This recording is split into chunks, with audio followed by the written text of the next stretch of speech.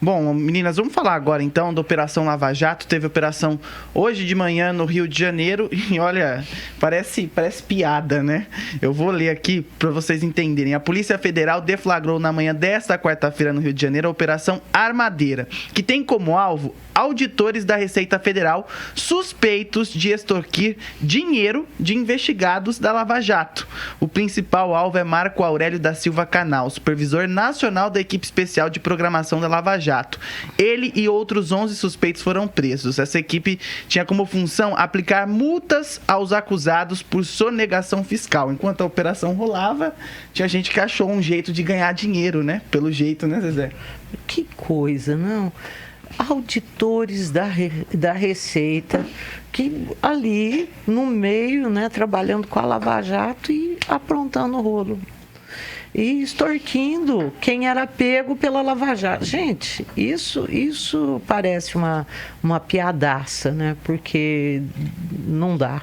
Bom, enfim, o que se descobriu é que a Lava Jato pediu os dados, né?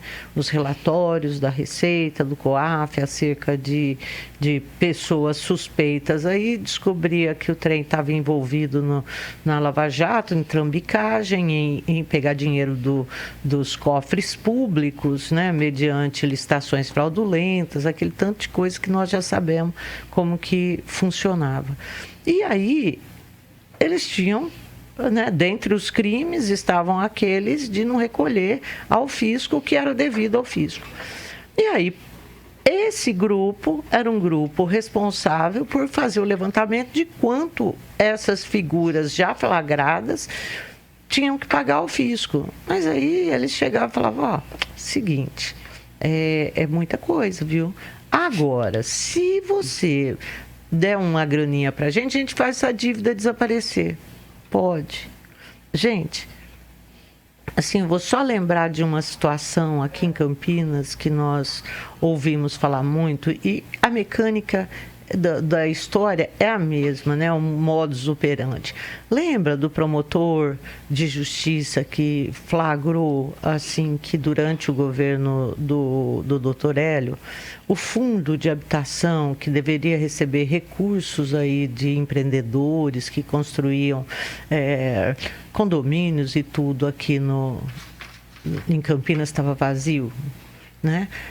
Aí ele foi correr atrás e descobriu que, além desses recursos que deveriam entrar, não entrarem, as obras de compensação que eles tinham de fazer também por causa dos empreendimentos também não vinham sendo feitas. Porque, segundo o Valcir Cobori, o pessoal calculava o valor disso daí, do quanto era do fundo e o quanto custava as obras, e chegava e falava, tudo isso seu aí vai ficar em 100 milhões. Mas se você der 20 aqui na minha mão, não precisa fazer nada.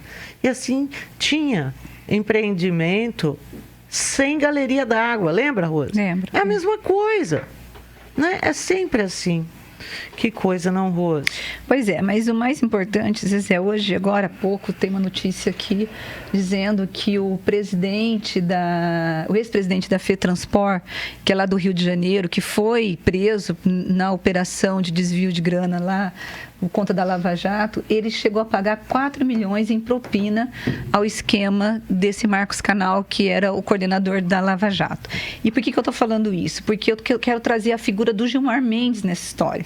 Porque o Gilmar Mendes foi o cara que deu um monte de habeas corpus para soltar os detentos, e o Gilmar Mendes chegou a ironizar e insinuar numa entrevista que o Marcos Canal, ele seria... Citou o nome dele. Ele não citou. Eu acho que ele citou, Zezé?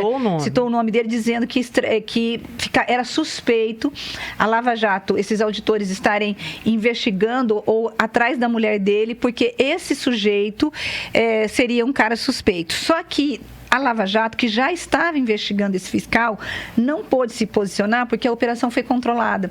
Foram 3 operações controladas em que os policiais gravaram a entrega de dinheiro, o depósito da grana, as reuniões, para poder desmontar esse esquema que estava colocado. E por que eu estou colocando isso? Porque o Gilmar falou mal, tipo, é um cara que é ladrão querendo investigar minha mulher. Né? E a mulher do Gilmar estava lá com muita graninha movimentando a conta dela. Agora, o que eu quero dizer é o seguinte, que a Lava Jato, ela não se furtou, Zezé, de investigar e cortar na própria carne. Porque esse coordenador que foi detido hoje, eu não sei se ele já foi preso, eu não consigo prisão chegar. preventiva. É prisão preventiva, né? Era um dos caras mais importantes lá da auditores. Então, a Lava Jato, ela cortou na própria carne, que é diferente do seu Gilmar Mendes, que ele só faz as coisas para poder se autoproteger. Você percebe? Então, mas graças a Deus, foi muita grana envolvida nesse esquema. E aquela história, gente, eu acho o seguinte, se tem corrupto e tem corruptor, a polícia tem que prender. E tudo isso funcionando com as legislações que a gente tem, né? Isso. E acho que isso que mais surpreende é isso, né? Você tem a Operação Lava Jato a todo vapor e os caras se aproveitando da Operação Lava Jato para extorquir as pessoas que estavam sendo investigadas e também para tirar as multas. É uma coisa, parece que a gente vive num mundo de fantasia, falando, não é possível que isso aconteça no meio de uma investigação. Agora, a delação do Lelis Teixeira, que é esse cara, o ex-presidente da FETranspor, está colocando, Zezé, um monte de desembargador do Rio de Janeiro de cabelo em pé. Por quê? Porque a delação dele está deixando muitos desembargadores em alerta, porque parte do que ele delatou tem a ver com que o ex-governador Sérgio Cabral delatou envolvendo desembargadores do Rio de Janeiro que receberam grana. Será, gente, que agora nós teremos a CPI da Lava Toga?